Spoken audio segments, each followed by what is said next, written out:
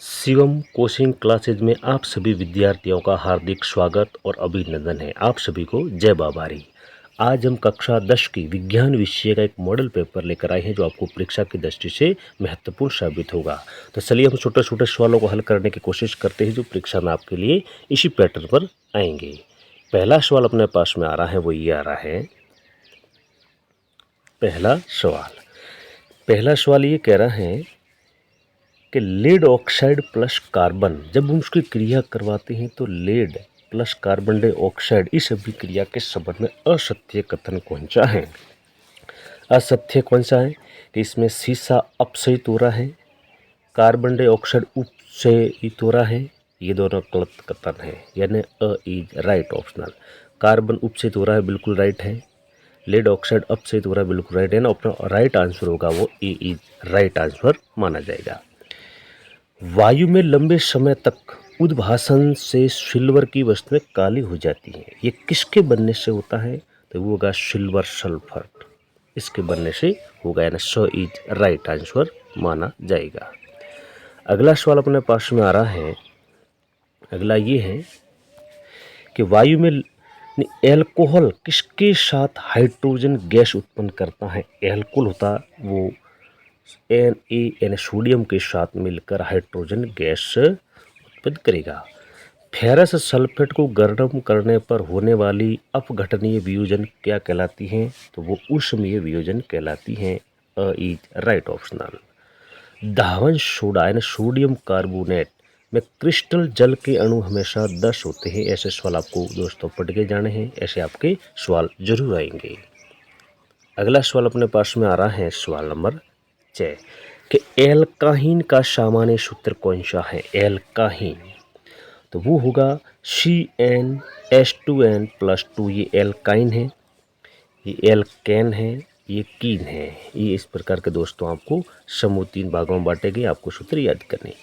मानव में श्वसन तंत्र की क्रियात्मक इकाई कौन सी है? तो वो हमेशा कुपिका कहलाती है। मस्तिष्क उत्तरदायी किसके लिए होते हैं? मस्तिष्क सोचने के लिए होता है, हृदय स्पंदन के लिए भी होता है, शरीर का संतुलन बनाने के लिए होता है ना। उपरोक्त सभी के लिए मस्तिष्क संतुलन होगा। अगला सवाल अपने पास में आ रहा है, वो है कि कौन सी अनैच्छिक क्रिया है? अनैच्छिक लिखना, कूदना, थूकना ये इच्छिक क्रिया है, जबकि पलक झपकाना अपने आप में एक अनैच्छिक क्रिया है। अगला सवाल अपने पास में आ रहा है कि पुष्प के स्त्री केसर में होते हैं। स्त्री केसर में वर्तिकाग्र होता है, वर्तिका होता है, अंडाशय होता है, मतलब उपरोक्त सभी माने जाएंगे। मेंडल ने आनुवंशिकता के प्रयोग में मटर के कितने जोड़े लिए? तो वो 7 जोड़े लिए। और मटर का जो वैज्ञानिक नाम था वो था पाइसम सैटाइवम। पाइसम सैटाइवम उसने लिया था, वैज्ञानिक नाम था। अगला सवाल अपने पास में आ रहा है कि सबसे बड़ा पारितंत्र कौन सा है? सबसे बड़ा पारितंत्र तो वो है महासागर। परावर्तन में आपतन कोण और परावर्तन कोण हमेशा बराबर होते हैं। इन परावर्तन कोण में आपतन कोण और परावर्तन कोण हमेशा बराबर माने जाते हैं। कौन सा प्रकाश सबसे कम कोण पर झुकता है? तो उसका राइट आंसर होगा वो हरा जो होता है वो सबसे कम कोण पे झुकता है। दोस्तों शिवम कोचिंग क्लासेज को सब्सक्राइब करें, अपने दोस्तों को आगे शेयर करें, लाइक करें। अगला सवाल अपने पास में आ रहा है, वो ये कह रहा है कि टंगस्टन का गलनांक कितना होता है? टंगस्टन का गलनांक सबसे उच्चतम माना जाता है वो है 3380 डिग्री सेल्सियस होता है। बल्ब के अंदर जो तंतु बनाते हैं वो हमेशा टंगस्टन के बनाते हैं। विभवांतर को मापने वाला यंत्र वोल्टमीटर कहलाता है। उच्च शक्ति के विद्युत साधित्रों के बाहरी आवरण को घरेलू परिपथ की भूतार से जोड़ना भू संपर्कित कहलाता है। किसी प्रोटॉन का कौन सा गुण चुंबकीय क्षेत्र में मुक्त गति करते समय परिवर्तित हो जाता है? उसे वेग कहते हैं। यानी गति के अंदर परिवर्तन करना ही वेग कहलाता है। ये हमने 18 सवाल आपके एमसीक्यू पढ़े। अब हम आगे जो सवाल देखेंगे वो रिक्त स्थानों वाले सवाल देखेंगे। बहुत ही इंपॉर्टेंट सवाल आपके साबित परीक्षा की दृष्टि से होने वाला है। अगला कह रहा है कि तेल और वसा खाद्य पदार्थों के उपसयन से बचाव हेतु हमें इसमें नाइट्रोजन प्रवाहित करनी चाहिए। N2 यानी नाइट्रोजन प्रवाहित करनी चाहिए। रेल की पटरी और मशीनों की पुर्जों की दरारों को भरने के लिए हमेशा थर्मिट अभिक्रिया होती है। कौन सी? थर्मिट अभिक्रिया से रेल और की पटरियों और मशीनों के पुर्जों को जोड़ा जाता है। तंत्रिका कोशिका में सूचना संधारण होता है, वो हमेशा विद्युत आवेश के रूप में होता है। कहाँ होता है?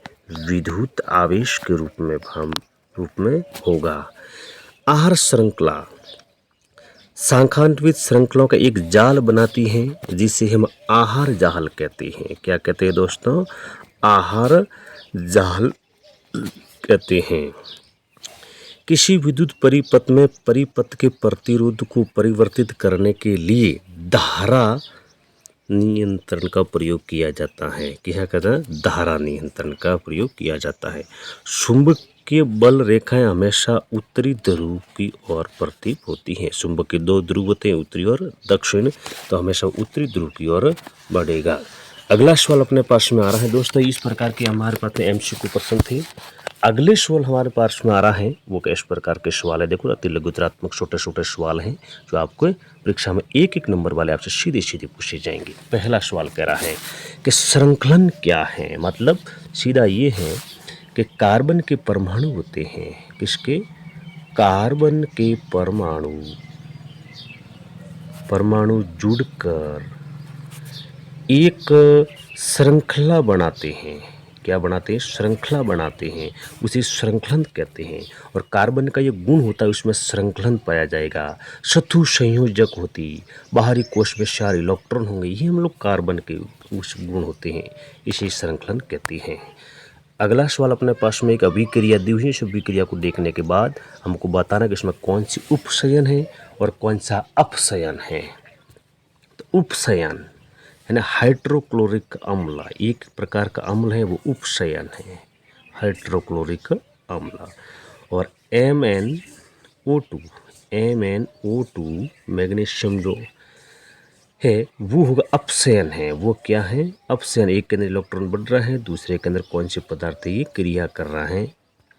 अगला सवाल अपने पास में आ रहा है कि अग्निशमन गैस में यंत्र में कौन सी गैस, फायर ब्रिगेडियर जो होती है उसके अंदर गैस काम में लेते हैं, वो कार्बन डाइऑक्साइड काम में लेते हैं। अगला सवाल अपने पास में आ रहा है कि गालक से आप क्या समझते? गालक मतलब वे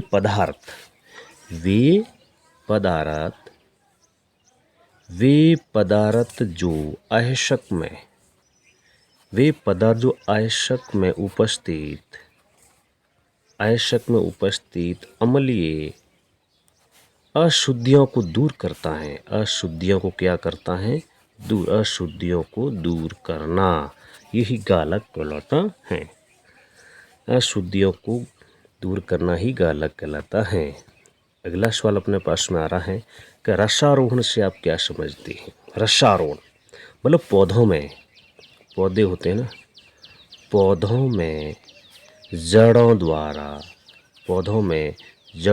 द्वारा अवशोषित अम्लीय अशुद्धियाँ,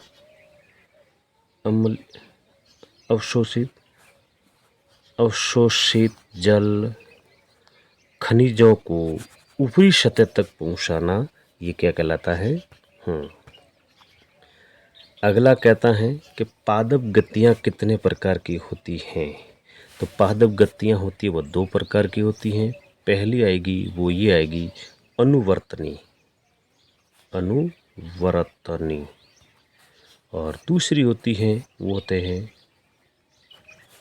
अनुकुंचनी। ये 2 पादपों के अंदर गतियाँ होती हैं।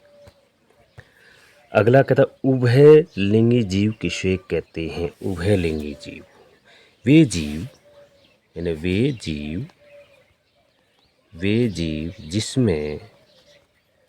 जिसमें नर तथा मादा युग्मक एक ही जीव में है, एक ही जीव में हो उसे क्या कहते हैं? एक लिंगी हम कहते हैं। उभयलिंगी भी जिसे कहते हैं। अगला सवाल अपने पास में आ रहा है कि प्रभाविता क्या है? प्रभाविता मतलब प्रथम पीढ़ी होती है ना, प्रथम पीढ़ी के प्रदर्शित जो गुण होते हैं, प्रथम पीढ़ी के प्रदर्शित लक्षण जो होते हैं उसे प्रभाविता कहते हैं। वायु में गमन करती हुई प्रकाश की एक किरण जल में तिरछी प्रवेश करती है। क्या प्रकाश किरण अभिलंब की ओर झुकेगी अथवा अभिलंब से दूर हटेगी? कारण बताना है। तो हम ये बताएंगे कि जो जल होता है, जल होता है वायु की तुलना में अगर देखा जाए, वायु की तुलना में सघन होता है। कैसा होता है? सघन होता है, तो हमेशा अभिलंब की ओर ही रहेगी। अगला कह रहा है कि पुतली किसे कहते हैं? पुतली आंख के बीच वाला भाग होता है। आंख के बीच का भाग होता है, उसे पुतली कहते हैं। अगला सवाल, एक वोल्ट को परिभाषित कीजिए। एक वोल्ट को यदि किसी सालक में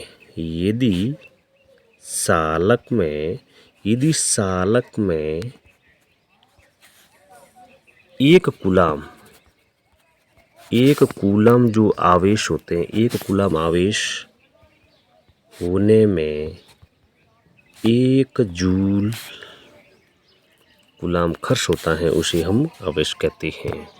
अगला सवाल कहता है किसी छड़ के चुंबकीय क्षेत्रों को चित्रित कीजिए। तो सबसे पहले देखिए दोस्तों, इस प्रकार के एक चुंबक होता है, इसके 2 ध्रुव होते हैं, ये एस होता है, इधर एन होता है, दक्षिण और उत्तर। जहाँ से किरणें जब निकलेगी, उसकी परावर्तित किरणें वो उत्तर से दक्षिण की ओर जाएगी। कैसे जाएगी? उत्तर से दक्षिण दिशा की ओर जाएगी।